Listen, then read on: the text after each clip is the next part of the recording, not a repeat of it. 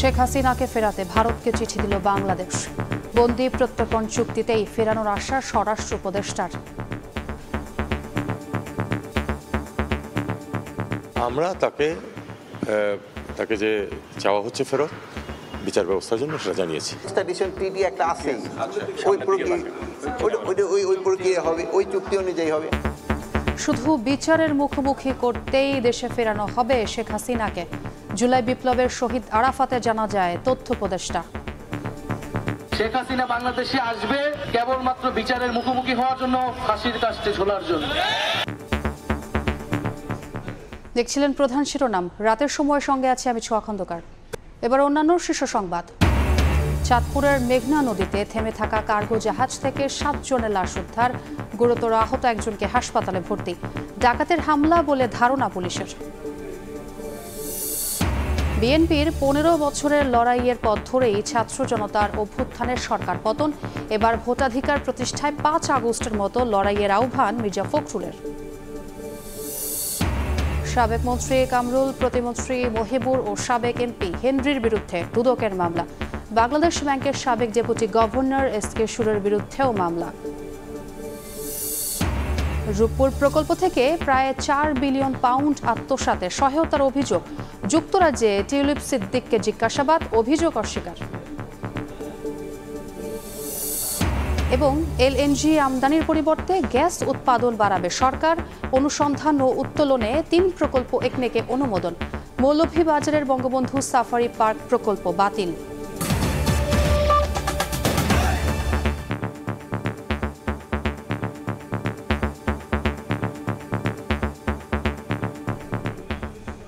গণঅভ্যুত্থানের মুখে পালিয়ে যাওয়া সাবেক প্রধানমন্ত্রী শেখ হাসিনাকে ফেরাতে ভারতকে কূটনৈতিক পত্র পাঠিয়েছে বাংলাদেশ। বিকেলে সাংবাদিকদের প্রশ্নের জবাবে কথা জানান পররাষ্ট্র উপদেষ্টা। এর আগে পিলখানায় এক অনুষ্ঠান শেষে স্বরাষ্ট্র উপদেষ্টা জানান, বন্দি প্রত্যর্পণ চুক্তি অনুযায়ী ফেরত চাওয়া হবে শেখ হাসিনাকে। গণঅভ্যুত্থানের মুখে ভারতে পালানোর পর থেকেই প্রশ্ন ছিল শেখ হাসিনাকে ফেরাতে কি পদক্ষেপ নিচ্ছে অন্তর্বর্তী সরকার। প্রধান উপদেষ্টার প্রেস উইং জানিয়েছিল, বন্দি প্রত্যর্পণ চুক্তির কিছু শর্ত পূরণ করে শেখ হাসিনাকে দেশে ফেরত চাওয়া হবে। স্বরাষ্ট্র মন্ত্রণালয় থেকে চিঠি পাওয়ার পর এই বিষয়ে কথা বলেন পররাষ্ট্র উপদেষ্টা। জানান, বিচার প্রক্রিয়ার স্বার্থে সাবেক প্রধানমন্ত্রী শেখ হাসিনাকে ফেরত চেয়ে ভারতে চিঠি দিয়েছে বাংলাদেশ। আমরা তাকে যে চাওয়া হচ্ছে ফেরত বিচার ব্যবস্থার জন্য সেটা জানিয়েছি। না, একটা নোট ভার্বাল দিয়ে। হ্যাঁ, নোট ভার্বাল। হ্যাঁ, না, ভারত সরকারকে।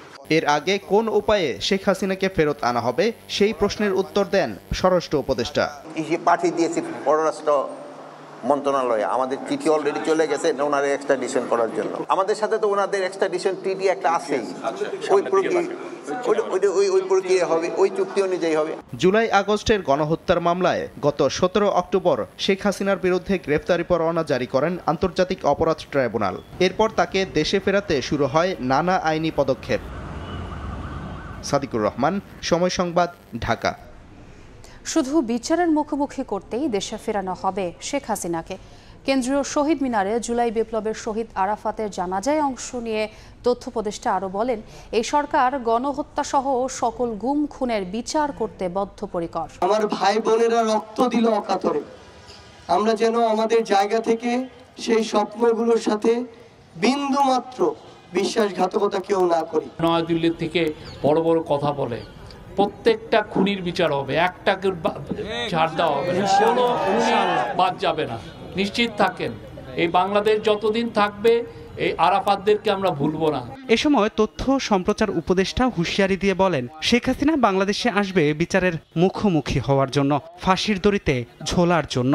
এই বাংলার মাটিতে এই গণহত্যাকারীদের বিচার নিশ্চিত করব, এটা ঘোষণা দিয়েই আমরা এক দফার ঘোষণা দিয়েছিলাম এবং আমরা সেখান থেকে এক বন্দি পরিমাণও পিছপা হয়নি। শেখ হাসিনা বাংলাদেশে আসবে কেবলমাত্র বিচারের মুখোমুখি হওয়ার জন্য, ফাঁসির কাস্টে ঝোলার। 15.5 বছর আগের বিডিআর বিদ্রোহের ঘটনা নতুন করে তদন্ত হচ্ছে। সকালে বিজিবি দিবসের অনুষ্ঠান শেষে স্বরাষ্ট্র উপদেষ্টা জানিয়েছেন, পিলখানা হত্যার তদন্তে 7 সদস্যের কমিশনের অনুমোদন দিয়েছেন প্রধান উপদেষ্টা। কমিশন প্রধান করা হয়েছে বিডিআর এর সাবেক মহাপরিচালক অবসরপ্রাপ্ত মেজর জেনারেল ALM ফজলুর রহমানকে। সোমবার সকালে পিলখানায় বিজিবি সদর দপ্তরে বিজিবি দিবস উপলক্ষে আয়োজিত পদক প্রদান অনুষ্ঠানে যোগ দিয়ে স্বরাষ্ট্র উপদেষ্টা জানান, পিলখানা হত্যার পুনঃতদন্তে বাহিনীটির সাবেক এক মহাপরিচালকের নেতৃত্বে গঠন করা হয়েছে 7 সদস্যের কমিশন। এই কমিশনটা আমাদের মাননীয় প্রধান উপদেষ্টা উনি সিগনেচার করে দিয়েছেন। সদস্য সংখ্যা হবে হলো 7 জন। এইখানকার এক মহাপরিচালক ছিলেন ALM ফজলুর রহমান, স্যারে হচ্ছেন এটার সভাপতি, এবং এর সাথে আমাদের সামরিক বাহিনী আরও 2 জন সদস্য থাকবেন, সিভিল সার্ভিস থেকে 1 জন থাকবেন, এবং ঢাকা ইউনিভার্সিটি থেকে 1 জন শিক্ষক থাকবেন, জগন্নাথ ইউনিভার্সিটি থেকে 1 জন শিক্ষক থাকবেন, পুলিশের 1 জন উপরের লেভেলের 1 জন কর্মকর্তা থাকবেন। মিয়ানমারে উত্তেজনাপূর্ণ পরিস্থিতির কারণে আবারও বাংলাদেশমুখী হচ্ছেন রোহিঙ্গারা। তবে স্বরাষ্ট্র উপদেষ্টা জানালেন, অনুপ্রবেশ ঠেকাতে আগের মতোই কঠোর অবস্থানে সরকার। আমাদের নীতিগত সিদ্ধান্তের কোনো পরিবর্তন নাই। আমরা রোহিঙ্গাদের কোনো অবস্থায় প্রবেশ করতে দিব না। এছাড়া কুমিল্লায় মুক্তিযোদ্ধাকে লাঞ্ছিত করার ঘটনায় জড়িতদের আইনের আওতায় আনা হবে বলেও জানান স্বরাষ্ট্র উপদেষ্টা। কিছু সংখ্যক তো দুষ্কৃতিকারী সব জায়গায় রয়ে গেছে, এবং যেই দুষ্কৃতিকারী তাকে হেনস্থা করছে তাদের আমরা আইনের আওতায় অবশ্যই নিয়ে আসবো। ফারুক ভিয়া, রবিন, সময় সংবাদ, ঢাকা। জনগণের ভোটাধিকার প্রতিষ্ঠায় 5 আগস্টের মতো আবারও ঐক্যবদ্ধ লড়াইয়ের প্রস্তুতি নেওয়ার আহ্বান জানিয়েছেন বিএনপি মহাসচিব। যারা বিএনপিকে হেয় করে কথা বলছে তাদের প্রতি মির্জা ফখরুল বলেন, বিএনপির 15 বছরের লড়াইয়ের পথ ধরেই ছাত্র জনতার অভ্যুত্থানে পালাতে বাধ্য হন শেখ হাসিনা। ঠাকুরগাঁওয়ে জনসভায় কথা বলেন বিএনপি মহাসচিব। মিজানুর রহমানের ক্যামেরায় আহমেদ সালেহিনের রিপোর্ট।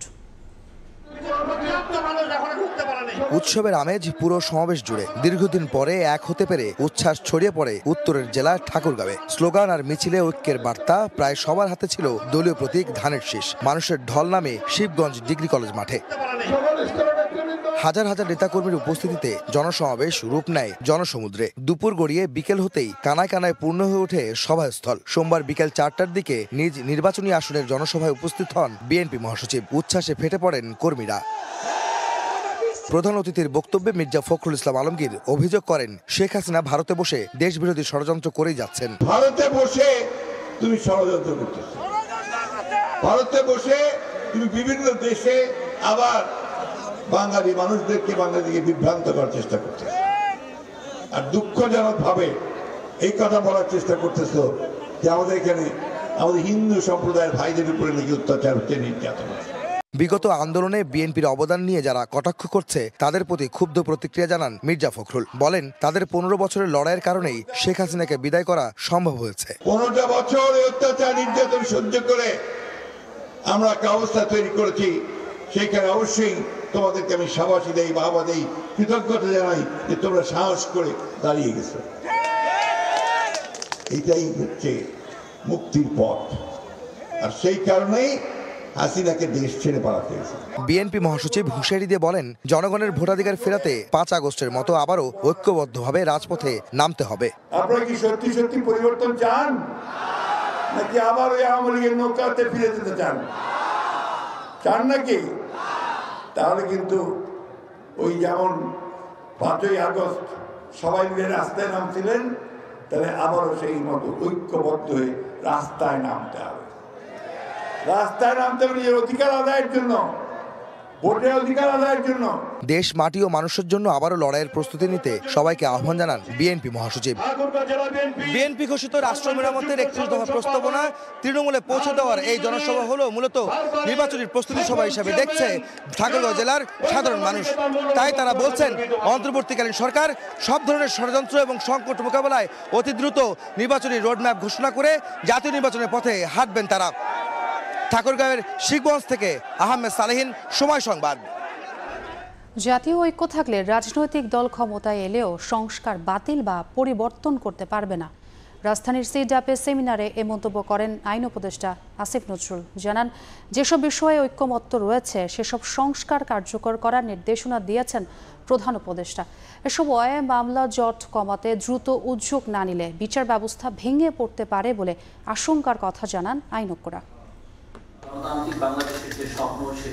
রাজধানীতে সিডাপ মিলনায়তনে গণতান্ত্রিক পুনর্গঠনের জন্য সংলাপ, বিচার বিভাগ প্রসঙ্গ শীর্ষক সেমিনারে আয়োজন করে সেন্টার ফর গভর্নমেন্ট স্টাডিজ। সঞ্চালনা করেন সিজিএস এর নির্বাহী পরিচালক ও সিনিয়র সাংবাদিক জিল্লুর রহমান। প্রধান অতিথি আইন উপদেষ্টা বলেন, যত ভালো আইনই তৈরি হোক না কেন, সংস্কার মানার মানসিকতা না থাকলে কোনো কিছুই কাজে আসবে না। জাতীয় সংস্কার পার্টি গঠন ছাড়া বাকি সংস্কার ক্ষেত্রে সমস্ত কাজই হয়ে গেছে। তো আপনি যত ভালো আইন, যত ভালো সংবিধানই বানান না কেন, যদি প্রতিষ্ঠান গড়ে তোলা না যায়, আমাদের যদি সংস্কার মানসিকতায় যদি পরিবর্তন না আসে, তাহলে এগুলি সাস্টেইন করা কঠিন হয়। এই আলোচনাগুলো সেই মানসিকতা গড়ে তোলার জন্য অনেক বড় ভূমিকা রাখবে। বিচারকদের উপর রাজনৈতিক চাপ ছিল মন্তব্য করে আন্তর্জাতিক অপরাধ ট্রাইব্যুনালের চিফ প্রসিকিউটর তাজুল ইসলাম বলেন, রাজনৈতিক বিবেচনায় বিচারক নিয়োগ বন্ধ করতে হবে। রাজনৈতিক বিবেচনায় বিচারক নিয়োগ এবং রাজনৈতিক স্বার্থে বিচার ব্যবস্থাকে ব্যবহার যখন করা হয়, তখন তাদের এই সুযোগকে কাজে লাগিয়ে এই বিচারকরাও তখন দুর্নীতির আশ্রয় গ্রহণ করতে থাকেন। মামলা জট না কমালে বিচার ব্যবস্থা ভেঙে পড়ার শঙ্কা জানিয়ে বক্তারা বলেন, গরিব মানুষে যেন বিচার পায় তা নিশ্চিত করতে হবে। গ্রেফতারের আগে আপনার মিনিমাম কিছু এভিডেন্স থাকতে হবে। আপনি ফিশিং এক্সপেডিশনে বারবার যেতে পারবেন না, আর মানুষকে আটকে রাখতে পারবেন না যে আপনি মানে খুঁজতে থাকবেন তার বিরুদ্ধে আপনার কি জিনিস আছে। বৈষম্য নিরসন করার জন্য কোন কোন সম্প্রদায়, কোন কোন জনগোষ্ঠী কোর্টে থাকবে, আমাদের জন্য আই থিঙ্ক এটা সাংঘাতিক লজ্জার ব্যাপার। দুর্নীতিমুক্ত বিচার ব্যবস্থার মাধ্যমেই সোনালী দিন ফিরে আসতে পারে বলে মনে করেন আলোচকরা। আদনান তুর্য, সময় সংবাদ, ঢাকা। অবৈধ সম্পদ অর্জনের অভিযোগে সাবেক খাদ্যমন্ত্রী কামরুল ইসলাম ও তার স্ত্রীর বিরুদ্ধে মামলা করেছে দুদক। এছাড়াও মামলা হয়েছে সাবেক দুর্যোগ ব্যবস্থাপনা প্রতিমন্ত্রী মহিবুর রহমান, সাবেক এমপি হেনরি ও সাবেক ডেপুটি গভর্নর এসকে সুরের বিরুদ্ধেও।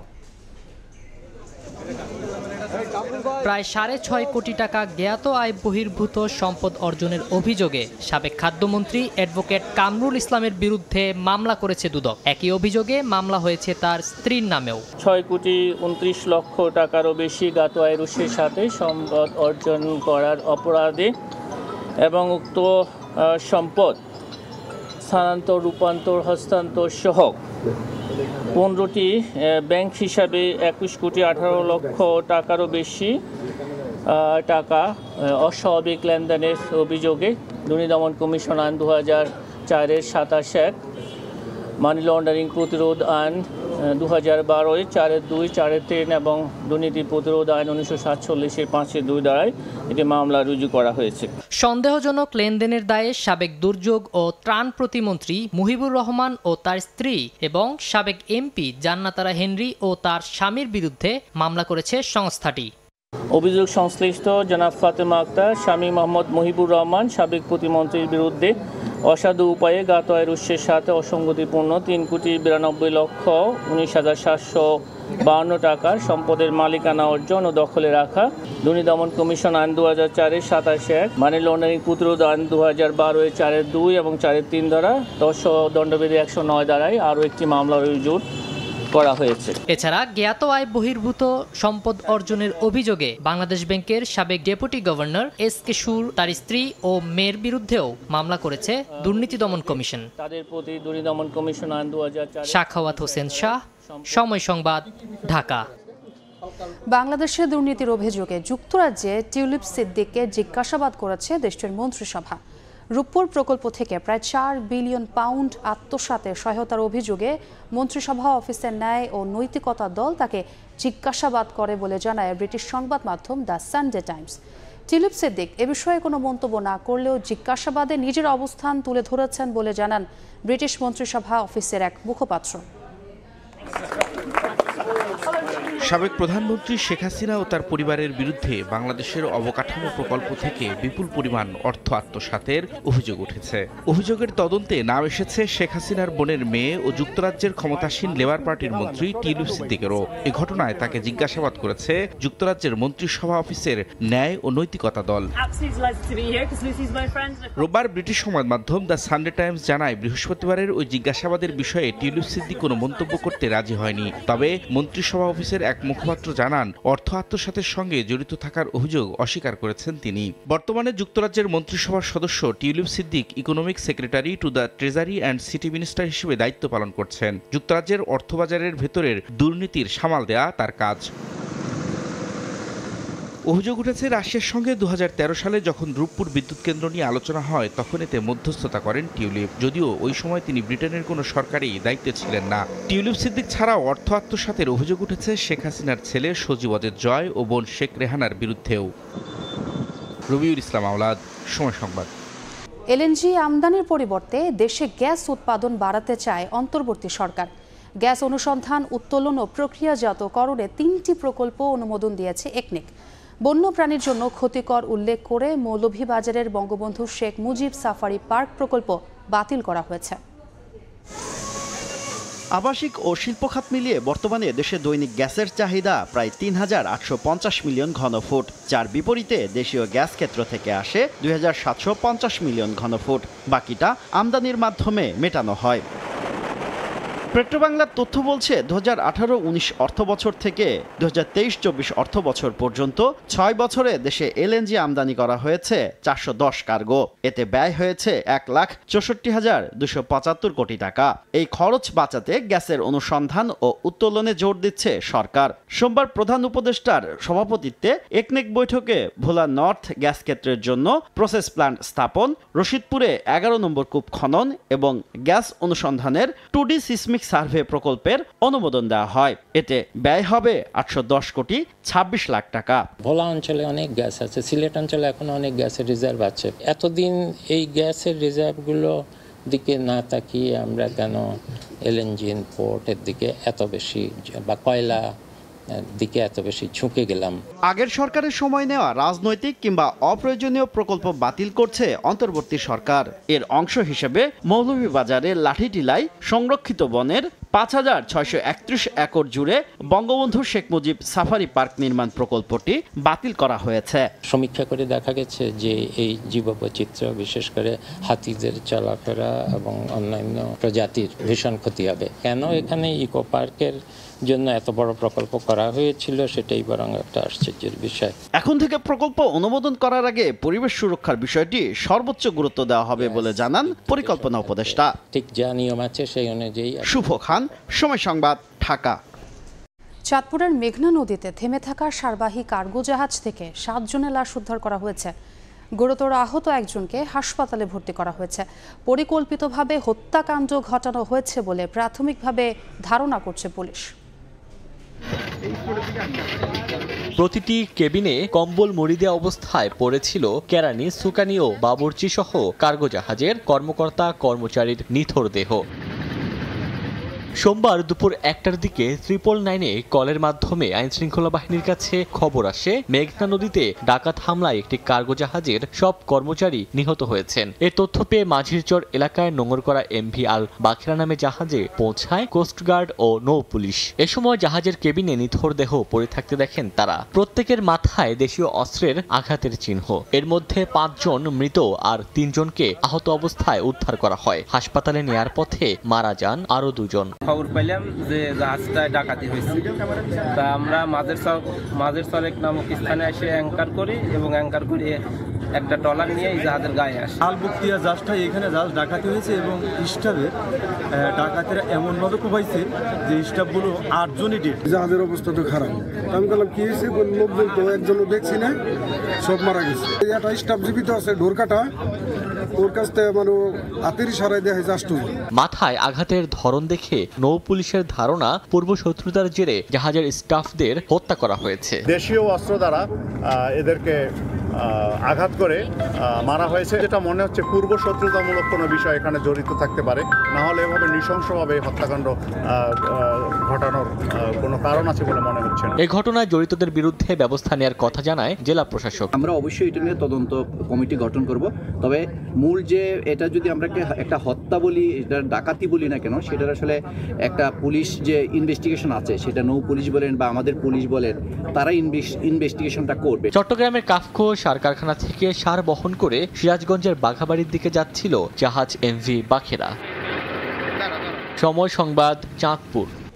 রাজধানীতে ছিনতাইয়ের ঘটনা বেড়ে যাওয়ায় বিশেষ ব্যবস্থা নিচ্ছে পুলিশ। হানি ফ্লাইওভার, কারওয়ান বাজার সহ বিশেষ কিছু এলাকায় সাদা পোশাকে পুলিশ সদস্যের মোতায়েন করা হয়েছে। 24 ঘন্টায় রাজধানী থেকে 93 ছিনতাইকারীকে গ্রেফতার করেছে পুলিশ।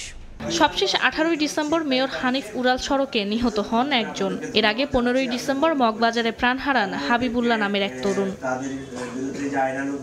এ অবস্থায় ছিনতাই প্রতিরোধে বিশেষ ব্যবস্থা নিয়েছে পুলিশ। ডিএমপি মিডিয়া সেন্টারে সংবাদ সম্মেলনে অতিরিক্ত পুলিশ কমিশনার জানান, 24 ঘন্টায় রাজধানী থেকে 93 ছিনতাইকারীকে গ্রেফতার করা হয়েছে। 22 তারিখ সকাল 8টা থেকে 23 তারিখ সকাল 8টা পর্যন্ত 24 ঘন্টায় আমরা প্রায় 93 জন ছিনতাইকারীকে অ্যারেস্ট করতে সক্ষম হয়েছি। মোহাম্মদপুরে একটা দিনে দুপুরে একটা ছিনতাইয়ের ঘটনা ঘটে, ওই একজনের কান চাপাতি দিয়ে কাটছে। এই ঘটনায় আমরা 4 জনকে অ্যারেস্ট করছি। সোমবার দুপুর থেকে হানিফ ফ্লাইওভার, কারওয়ান বাজার সহ বিশেষ কিছু এলাকায় সাদা পোশাকে পুলিশ সদস্য মোতায়েন করা হয়েছে। গ্রেফতার হওয়া ছিনতাইকারীরা যাতে সহজে জামিন না পায় সে বিষয়ে পুলিশের প্রসিকিউশন শাখাকে নির্দেশনা দিয়েছে ডিএমপি। বিভিন্ন থানার মধ্যে কিছু গলি, কিছু জায়গা যেখানে সচরাচর ইয়ার মুভমেন্টটা কম হয়, এই সমস্ত জায়গাগুলো আমরা চিহ্নিত করতেছি, আমরা টিম লাগাইছি এবং এই অভিযানটা যতদিন পর্যন্ত আমাদের প্রয়োজন মনে করব যে এইটা উল্লেখযোগ্য হারে এই চাঁদাবাজি বা ছিনতাইকারী এটা কমে না আসে, ততদিন পর্যন্ত এই অভিযান আমাদের অব্যাহত থাকবে। ছিনতাই রোধে নাগরিকদেরও সচেতন হওয়ার আহ্বান পুলিশের এই কর্মকর্তার। আমরা সবাই যদি সচেতন হই। ফারজানা আক্তার, সময় সংবাদ, ঢাকা। গাজীপুরে ইসলামিক ইউনিভার্সিটি অফ টেকনোলজি IUTর পিকনিক বাসে বিদ্যুৎস্পৃষ্ট হয়ে 3 শিক্ষার্থীর মৃত্যুর ঘটনার তদন্ত প্রতিবেদন নিয়ে সংবাদ সম্মেলন করেছেন শিক্ষার্থীরা। সন্ধ্যায় বিশ্ববিদ্যালয় ক্যাম্পাসে সংবাদ সম্মেলনে শিক্ষার্থীরা বলেন, সঠিক তদন্তের দাবিতে টানা 3য় সপ্তাহেও অব্যাহত রয়েছে তাদের বিক্ষোভ। জানান, দুর্ঘটনাটি তদন্তে বাংলাদেশে আসছে OICর প্রতিনিধি দল। এ সময় কতিপয় শিক্ষকের বিরুদ্ধে অসদাচরণ, দুর্নীতি এবং প্রশাসনের একটি অনুমোদনহীন সিন্ডিকেটের বিরুদ্ধে তদন্ত প্রতিবেদনে প্রভাব খাটানোর অভিযোগও তোলেন শিক্ষার্থীরা। জবাবদিহিতা নিশ্চিত ও প্রাতিষ্ঠানিক সংস্কারের দাবি পূরণ না হওয়া পর্যন্ত বয়কট কার্যক্রম অব্যাহত থাকবে বলেও জানান শিক্ষার্থীরা। এবার বাণিজ্যের খবর।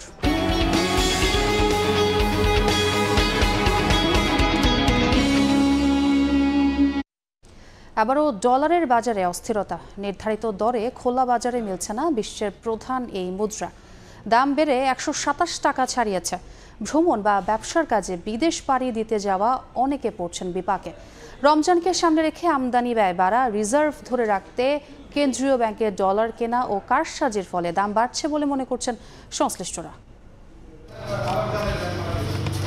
পেশা একজন ব্যবসায়ী আরিফ বিল্লাহ ভ্রমণে যেতে চান থাইল্যান্ড। রবিবার হন্য হয়ে কয়েকটি মানি এক্সচেঞ্জ ঘুরেও পেলেন না চাহিদা মতো ডলার। সময় মতো না পেলে অনিশ্চিত হয়ে যেতে পারে বিদেশ যাত্রা। ব্যাংক বলেছে কার্ড এন্ডোর্স করে নিতে হবে, ওদের কাছে ডলার নেই। আর মানি এক্সচেঞ্জের ঊর্ধ্বগতির কারণে তারা বলতেছে তাদের কাছেও ডলার নেই। শুধু আরিফ বিল্লাহ নয়, এমন অনেকেই ব্যাংকে ঘুরেও পাচ্ছেন না ডলার। ব্যাংকে আসলাম কিন্তু কোথাও ডলার না পেয়ে পরে মানি এক্সচেঞ্জের এখানে এসে দেখি যে ওনারা 127 টাকা 30 পয়সা করে যাচ্ছে। রাজধানীর বিভিন্ন মানি এক্সচেঞ্জ ঘুরে দেখা যায় ডলার ক্রয় 120 টাকা আর বিক্রয় মূল্য 121 টাকা লেখা আছে। তবে সর্বোচ্চ 127 টাকা 30 পয়সাতেও বিক্রি হচ্ছে।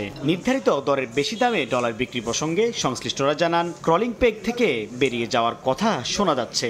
এতে দাম বাড়ার আশায় অনেকে হয়তো ডলার ধরে রেখেছেন। ক্রলিং পেগ রেট দেওয়ার মধ্যে আমরা 21 টাকার মধ্যে সীমাবদ্ধ ছিলাম, তার আগে 19 টাকার মধ্যে সীমাবদ্ধ ছিলাম। সে সময় লেনদেন হয়েছে, কম বেশি ক্রাইসিস ছিল, সেটাও ওভারকাম করতে পেরেছি। কিন্তু এই মুহূর্তে এসে যে অস্থিতিশীল পরিস্থিতিটা সৃষ্টি হয়েছে, এটা সার্বিক। আপনি প্রয়োজনের তুলনায় যদি বেশি নিতে চান তাও তো আমার পক্ষে দেওয়া সম্ভব না। আমি দিব কোথার থেকে? এটা তো আর আমি না পাইলে তো দেওয়ার প্রশ্নই ওঠে না। আগস্টে নতুন সরকার দায়িত্ব নেওয়ার পর আন্তঃব্যাংক ডলারের দাম 120 টাকায় স্থিতিশীল ছিল। তবে রমজানকে সামনে রেখে জুলাই অক্টোবরে বছর ব্যবধানে 1% বেড়েছে আমদানি ব্যয়। এদিকে রিজার্ভের পরিমাণ বাড়াতে ডলার কিনছেন কেন্দ্রীয় ব্যাংক। এর প্রভাব পড়েছে ডলারের দামে। সাইফুল ইসলাম, সময় সংবাদ, ঢাকা। রাজধানীর ওয়ারিতে অনুষ্ঠিত হলো বাংলাদেশ জামায়াতে ইসলামীর কর্মী সম্মেলন ও সাংস্কৃতিক অনুষ্ঠান। সোমবার সন্ধ্যায় বাংলাদেশ হোমিওপ্যাথিক কলেজ মাঠে এই কর্মী সম্মেলনের আয়োজন করে ঢাকা মহানগর দক্ষিণ জামায়াতে ইসলামী। সম্মেলনে অংশ নেন ওয়ারী, গ্যান্ডারিয়া থানা সহ ঢাকা মহানগর দক্ষিণের বিভিন্ন ইউনিটের জামাতে ইসলামী ও ইসলামী ছাত্র শিবিরের নেতাকর্মীরা। এ সময় বক্তারা বলেন, ২৪-এর বিপ্লব যেন বেহাত না হয় সে বিষয়ে সবাইকে সতর্ক থাকতে হবে। এছাড়া অতীতের সকল অসঙ্গতি দূর করে নতুন বাংলাদেশ বিনির্মাণে ইসলামী ছাত্র শিবির ও জামাতে ইসলামী সদস্যদের সচেষ্ট থাকার পরামর্শ দেন নেতৃবৃন্দ। পরে সাংস্কৃতিক পরিবেশনার মধ্য দিয়ে শেষ হয় কর্মী সম্মেলনের আনুষ্ঠানিকতা।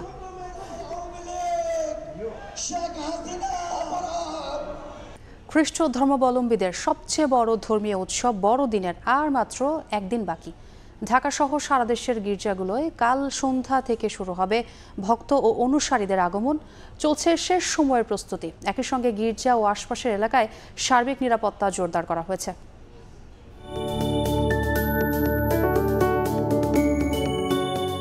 বছর ঘুরে আবারও গির্জার দেয়ালগুলো সাজছে রঙিন আলোয়।